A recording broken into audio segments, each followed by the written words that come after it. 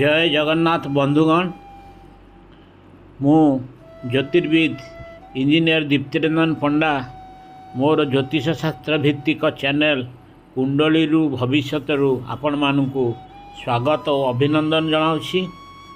आमे पूर्वर 3 अध्याय कुंडलीर विभिन्न भावर केमती विचार करा जाए सही विषय लग्न ठारू नवम भाव पर्यंत आलोचना कर सारी।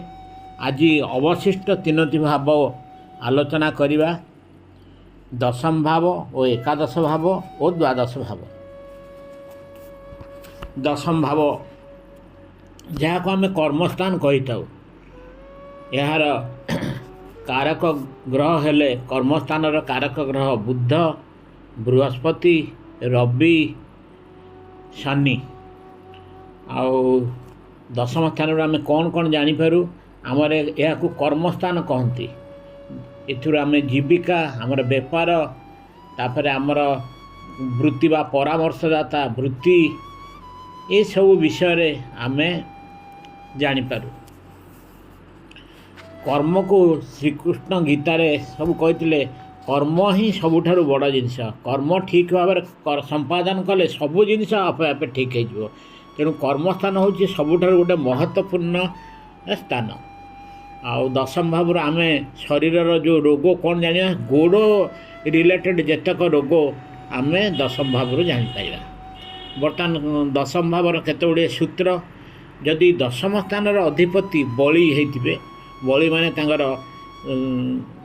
डिग्री बल 12 ରୁ 18 डिग्री होते किंबा उच्चस्थ होते किंबा स्वगृह होते, तेबे सही व्यक्ति पितांक दयारु अखंड खुशी पाइबा सह यशस्वी हेबे और तांको जीवन में बहुत भल समय भल काम करेंगे।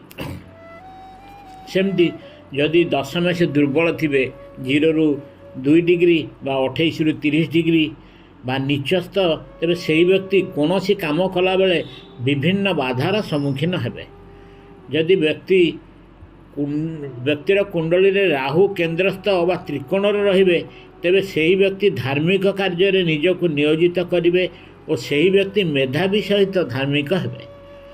जदि कौन सी व्यक्तिर कुंडली रे दशमेश कौन सी जोगकारक ग्रह सहित थांती बा दृष्टि पाउथांती, तेबे सही व्यक्ति राजा बा सरकार माध्यम निजर कर्म रे बा व्यवसाय लाभवान होती, किंतु विपरीत हेले तार विपरीत फल पाई था। जदि जातकर दशम और एकादश 2टी जाक गृह मारक ग्रह थांती, तेबे सही व्यक्ति सदाबले कुकर्म लिप्त रहती। जदि अष्टम स्थान रे राहु और दशमेशंकर दृष्टि सांगरे उपस्थित रुहती, तेबे सही व्यक्ति अन्य को घृणा करती, निजे अत्यंत बोका हेबा सहित अन्यंकर खराब सदाबले करती। सेमिति जदि मंगल शनि सह दशमेश सप्तम गृह रे विराजी थांती और सप्तमेश मारक ग्रह साथी रही थांती, तेबे सही व्यक्ति सर्वदा निज इंद्रिय भोग पर लालायित होता एवं चरितार्थ भी करिथांती। जदि दशमेश उच्चस्थ होई बृहस्पति जदि नवमेश होई दशम स्थान रे थांती, तेबे सही व्यक्ति तार जीवन में धन यश और सम्मानर अधिकारी होता है। सेमिति जदि एकादश स्थान अधिपति दशम स्थान रे थांती एवं दशमेश लग्न रे थांती किंबा दशम और एकादश स्थान अधिपति मिलित होई केन्द्र रे थांती, तेबे सही व्यक्ति ता जीवन खुशी रे कालातिपात करिपारे। जदि दशम स्थान अधिपति बली होई मीन गृह रे बृहस्पति सहित थांती, तेबे सही व्यक्ति निश्चित भाव में गहना उत्तम पोशाक पाइबा सहित खुशी रे कालातिपात करे। जो व्यक्तिर कुंडली रे रवि मंगल शनि और राहु एकादश स्थान रे वास करती, सही व्यक्ति कामचोर भाव में गणा हुंती एवं सदाबले ऑफिस काम हो बा निजर काम हो कौन सी भल प्रदर्शन करन था। जदि कौन व्यक्ति कुंडली लग्नाधिपति बली चंद्र उच्चस्थ सह बृहस्पति और शुक्र मीन राशि रे थांती, सही व्यक्ति बुद्धिमान सहित धनशाली होता है। जदि दशमेश एकादश स्थान रे एवं एकादश अधिपति लग्न रे थांती और शुक्र दशम स्थान रे थांती, तेबे सही व्यक्ति मूल्यवान पत्थर लाभ करता है। जदि दशमेश केन्द्रस्थ बा त्रिकोण रे थाई उच्चस्थ ଏବଂ ବୃହସ୍ପତିଙ୍କ ସହିତ ଥାଏ ଅବା ବୃହସ୍ପତିଙ୍କ ଦୃଷ୍ଟିରେ ଥାଏ ତେବେ ସେହି ବ୍ୟକ୍ତି ଭଲ କାମରେ ଜଡ଼ିତ ଥାନ୍ତି। ଯଦି ଦଶମେଶ ଲଗ୍ନରେ ଲଗ୍ନେଶଙ୍କ ସହିତ ଥାନ୍ତି ଏବଂ ଚନ୍ଦ୍ର କେନ୍ଦ୍ରସ୍ଥ ବା ତ୍ରିକୋଣରେ ଥାନ୍ତି ସେହି ବ୍ୟକ୍ତି ନିଜକୁ ଭଲ କାମରେ ନିୟୋଜିତ କରିଥାନ୍ତି। ଯଦି ଅଷ୍ଟମ ଗୃହରେ ଓ ଅଷ୍ଟମେଶ ଦଶମ ଗୃହରେ ରୁହନ୍ତି କୌଣସି ମାରକ ଗ୍ରହ ସହିତ ତେବେ ସେହି ବ୍ୟକ୍ତି ସର୍ବଦା ଖରାପ କାମରେ ଲିପ୍ତ ରୁହନ୍ତି। ଯଦି ଦଶମେଶ ନିଚସ୍ତ ହୋଇ ଦଶମ ସ୍ଥାନ ଓ ଦଶମ ସ୍ଥାନରେ ଦଶମ ଅର୍ଥାତ୍ ସପ୍ତମ ଗୃହରେ ମାରକ ହୋଇଥିଲେ ସେହି ବ୍ୟକ୍ତିର ସବୁ କାମରେ ବାଧା ଆସିଥାଏ। ସେମିତି ଯଶ କେମିତି ମିଳିବ? ଯଦି ଚନ୍ଦ୍ର ଦଶମ ଗୃହରେ ଥାନ୍ତି, ଦଶମେଶ ଦଶମ ସ୍ଥାନରୁ ତ୍ରିକୋଣରେ ଥାନ୍ତି ଏବଂ ଲଗ୍ନେଶ ଲଗ୍ନଠାରୁ କେନ୍ଦ୍ରରେ ଥାନ୍ତି ତେବେ ସେହି ବ୍ୟକ୍ତି ତା ଜୀବନରେ ଯଶ ପାଇଥାନ୍ତି। ଯଦି ଏକାଦଶ ଅଧିପତି ଦଶମ ସ୍ଥାନରେ ଥାନ୍ତି ଏବଂ ଦଶମେଶ ବଳି ହୋଇ ବୃହସ୍ପତିଙ୍କ ଦୃଷ୍ଟିରେ ଥିଲେ ସେହି ବ୍ୟକ୍ତି ଯଶସ୍ୱୀ ହୋଇଥାଏ। ସେହିପରି ଦଶମେଶ ନବମ ଗୃହରେ, ଲଗ୍ନେଶ ଦଶମ ଗୃହରେ ଏବଂ ଚନ୍ଦ୍ର ଲଗ୍ନଠାରୁ ପଞ୍ଚମ ସ୍ଥାନରେ ରହିଲେ ସେହି ବ୍ୟକ୍ତି ତାର ଜୀବନରେ ବହୁତ ଯଶ ପାଇଥାଏ। ବର୍ତ୍ତମାନ ଆମେ ଏକାଦଶ ଭାବ ଯାହାକୁ କୁହାଯାଏ ଆୟ ବା ଲକ୍ଷ୍ମୀ ସ୍ଥାନ କୁହାଯାଏ ସେ ବିଷୟରେ ଆଲୋଚନା କରିବା। ଏହାର କାରକ ଗ୍ରହ ହେଲେ ବୃହସ୍ପତି। ଆଉ ଏକାଦଶ ସ୍ଥାନରୁ ଆମେ କ'ଣ ଜାଣିପାରିବା? ନିଜ ଜୀବିକାରୁ କେତେ ଆୟ ସେଇଟା ଜାଣିପାରିବା। ଛୋଟ ରୋଗ, ବଡ଼ ଭାଇ ଭଉଣୀଙ୍କ ବିଷୟରେ ଆମେ ଏଥିରୁ ଜାଣିପାରିବା। ତାପରେ ଏଇଟା ଗୋଟେ ଭଲ ଜିନିଷ, ଏଇଟା ଗୋଟେ ଇଚ୍ଛା ପୂର୍ତ୍ତି। ଆମର ଯେଉଁଟା ନିଜର ଇଚ୍ଛା ଯେଉଁଟା ସେଇଟା ଆମେ କରିପାରିବେ କି ନାହିଁ ସେଇଟା ବି ଜଣାପଡ଼େ, ଇଚ୍ଛା ପୂର୍ତ୍ତି। ଆଉ ରୋଗ ହେଉଛି ଶରୀରର ରୋଗ, ଗୋଡ଼ର ତଳ ଅଂଶ ବା ପୁଟିଆର ସମ୍ବନ୍ଧୀୟ ରୋଗ ଏଥିରୁ ଆମେ ଜାଣିପାରିବା। ବର୍ତ୍ତମାନ ସୂତ୍ର ଗୁଡ଼ିକ ଏକାଦଶ ଭାବର। ଯଦି ଏକାଦଶ ଭାବର ଅଧିପତି ଏକାଦଶ ଗୃହରେ ରହନ୍ତି କିମ୍ବା କେନ୍ଦ୍ରସ୍ଥ ବା ତ୍ରିକୋଣରେ ଥିବେ ସେତେବେଳେ ବ୍ୟକ୍ତିର ଆୟ ଚାରିଆଡ଼ୁ ହେବ। ଏକାଦଶ ଅଧିପତି ଯଦି ଉଚ୍ଚସ୍ଥ ଅବସ୍ଥାରେ ଥିଲେ ମଧ୍ୟ ଆୟ ବହୁତ ହେବ। ଏକାଦଶ ଅଧିପତି ଦ୍ୱିତୀୟ ଗୃହରେ ଏବଂ ଦ୍ୱିତୀୟ ଗୃହର ଅଧିପତି ଲଗ୍ନଠାରୁ କେନ୍ଦ୍ରସ୍ଥ ହୋଇ ବୃହସ୍ପତିଙ୍କ ସାଥିରେ ଥିଲେ ଆୟ ସର୍ବୋଚ୍ଚ ଶିଖରରେ ପହଞ୍ଚେ। ସେହିପରି ଏକାଦଶ ଅଧିପତି ତୃତୀୟ ଗୃହରେ ରହି ଏକାଦଶ ଗୃହରେ କୌଣସି ଯୋଗକାରକ ଗ୍ରହ ଥିଲେ ବ୍ୟକ୍ତି 36 ବର୍ଷରେ ସୁବର୍ଣ୍ଣ ଲାଭ କରିବ। ଯଦି ଏକାଦଶ ଅଧିପତି କେନ୍ଦ୍ର ବା ତ୍ରିକୋଣରେ କୌଣସି ଯୋଗକାରକ ଗ୍ରହ ସହ ମିଶି କରିଥାନ୍ତି ସେହି ବ୍ୟକ୍ତି 40 ବର୍ଷରେ ସୁନା ପାଇପାରେ। ଯଦି ଏକାଦଶ ସ୍ଥାନରେ ବୃହସ୍ପତି, ଦ୍ୱିତୀୟ ସ୍ଥାନରେ ଚନ୍ଦ୍ର ଓ ନବମ ସ୍ଥାନରେ ଶୁକ୍ର କୁଣ୍ଡଳୀରେ ଥାନ୍ତି ତେବେ ସେହି ବ୍ୟକ୍ତିର ଆୟ ଉତ୍ତମ ହୁଏ।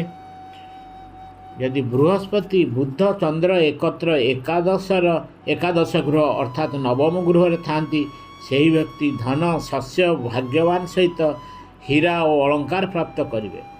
ସେମିତି ଯଦି ଲଗ୍ନାଧିପତି ଏକାଦଶ ସ୍ଥାନରେ ଓ ଏକାଦଶ ଅଧିପତି ଲଗ୍ନରେ ରହିଲେ ଯେଉଁଠି ରାଶି ପରିବର୍ତ୍ତନ ଯୋଗ ସେହି ବ୍ୟକ୍ତି 33 ବର୍ଷରେ ସୁବର୍ଣ୍ଣ ପ୍ରାପ୍ତି ହେବେ। ଯଦି ଏକାଦଶ ଅଧିପତି ଦ୍ୱିତୀୟ ଗୃହରେ ଓ ଦ୍ୱିତୀୟ ଅଧିପତି ଏକାଦଶ ସ୍ଥାନରେ ରୁହନ୍ତି ସେହି ବ୍ୟକ୍ତିର ବିବାହ ପରେ ଭାଗ୍ୟୋଦୟ ହୁଏ।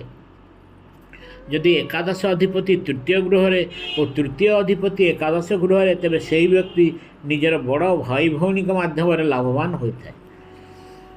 ବିଭିନ୍ନ ଚେଷ୍ଟା ସତ୍ତ୍ୱେ ବ୍ୟକ୍ତି ଆୟଶୂନ୍ୟ ହୋଇଥାଏ ଯେତେବେଳେ ଏକାଦଶ ଅଧିପତି ନିଚସ୍ଥ ବା ଅସ୍ତ ବା ଷଷ୍ଠ, ଅଷ୍ଟମ ବା ଦ୍ୱାଦଶ ଗୃହରେ କୌଣସି ମାରକ ଗ୍ରହ ସହ ମିଶି କରିଥାନ୍ତି। ବର୍ତ୍ତମାନ ଆମେ ଆସିବା ଦ୍ୱାଦଶ ଭାବ ବା ଯାହାକୁ ଆମେ କୁହାଯାଏ ବ୍ୟୟ ଭାବ। ଏହାର କାରକ ଗ୍ରହ ହେଲେ ଶନି। ଏହାର ଗୁଣ ଏଥିରୁ କ'ଣ କ'ଣ ବିଷୟରେ ଆମେ ଜାଣିପାରିବା? ଏଇଟାକୁ ବ୍ୟୟ ସ୍ଥାନ କୁହନ୍ତି। ବିଦେଶରେ ବାସ, ଫରେନ୍ ସେଟଲମେଣ୍ଟ ଯେଉଁଟା, ଜେଲ୍ ଯାତ୍ରା, ହସ୍ପିଟାଲ ଖର୍ଚ୍ଚ, ଯେଉଁ ଛୋଟ ମୋଟ ହସ୍ପିଟାଲ ଖର୍ଚ୍ଚ, ଏଇଟାକୁ ବି ମୁଖ୍ୟ ସ୍ଥାନ ବୋଲି ବି କୁହନ୍ତି ଦ୍ୱାଦଶ ସ୍ଥାନକୁ। ଏଇଟାକୁ ଆମର ଯେଉଁଟା ଶାରୀରିକ ବା ସେକ୍ସୁଆଲ୍ ପ୍ଲେଜର୍ ଯେଉଁଟା ଏଇଟା ବି ଦ୍ୱାଦଶ ଭାବରୁ ଜଣାପଡ଼ିଥାଏ। ଆଉ ଶରୀରର କେଉଁ ବି ରୋଗ ବିଷୟରେ ଜଣାପଡ଼ିବ, ପାଦ ଓ ଗୋଇଠ ସମ୍ବନ୍ଧୀୟ ରୋଗ ଏଇ ଦ୍ୱାଦଶ ଭାବକୁ ଅନୁଶୀଳନରୁ ଜଣାପଡ଼ିଥାଏ। ବର୍ତ୍ତମାନ ସୂତ୍ର ଗୁଡ଼ିକ, ଦ୍ୱାଦଶ ଭାବର ସୂତ୍ର। ଯେଉଁ ବ୍ୟକ୍ତିର କୁଣ୍ଡଳୀରେ ଦ୍ୱାଦଶ ଅଧିପତି ସ୍ୱଗୃହରେ ଅବା ଉଚ୍ଚସ୍ଥ କିମ୍ବା ଦ୍ୱାଦଶ ଗୃହରେ କୌଣସି ଯୋଗକାରକ ଗ୍ରହ ବାସ କରନ୍ତି କିମ୍ବା ଦ୍ୱାଦଶ ଅଧିପତି ଯୋଗକାରକ ଗ୍ରହ ସହିତ ମିଶି କରିଥିଲେ ସେହି ବ୍ୟକ୍ତି ଭଲ କାର୍ଯ୍ୟରେ ବହୁତ କିଛି ବ୍ୟୟ କରିଥାଏ। ଭଲ କାର୍ଯ୍ୟ ମାନେ निज पे घर करिपारे, गाड़ी करिपारे, मंदिर करिपारे, कोठा जमी बाड़ी किनी पारे। सेमती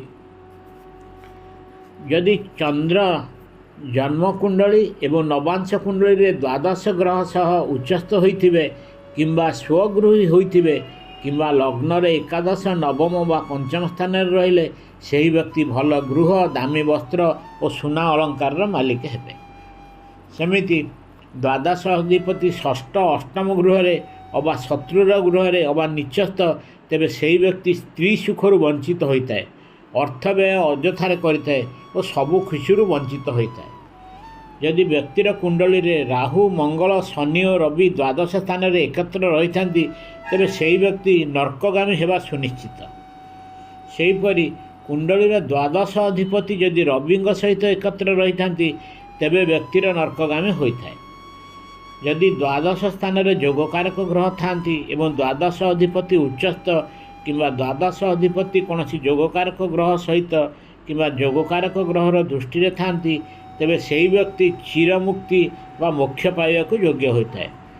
सेमिति यदि द्वादश अधिपति व द्वादश गृह मारक ग्रह सहित व दृष्टि रे थाए तेबे सेही व्यक्ति गोटे देशरू अन्य देश बिना लाभ और कार्य घूरी बुलुए। परवर्ती सूत्र जड़े व्यक्ति निज देश व जन्ममाटी रे लाभ व आगे घूरी बुलुए जदि ताहार कुंडली रे द्वादश अधिपति और द्वादश गृह जोगकारक ग्रह सहित व दृष्टि रे थाए। सेमिति यदि कौनसी कुंडली रे द्वादश गृह रे शनि किंबा मंगल थांती एवं ताहा कौनसी जोगकारक ग्रहर दृष्टि न थांती तेबे सेही व्यक्ति पाप कार्य करी रोजगार करुथाए। सेमिति यदि लग्न अधिपति द्वादश गृह रे और द्वादश अधिपति लग्न रे शुक्रंग सहित थांती तेबे सेही व्यक्ति बहुत पैसा धर्म कार्य रे व्यय करिथाए। आज पई एतिकी।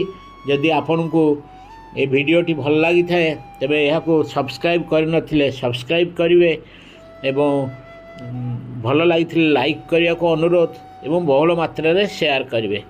आज पई एतिकी। जय जगन्नाथ।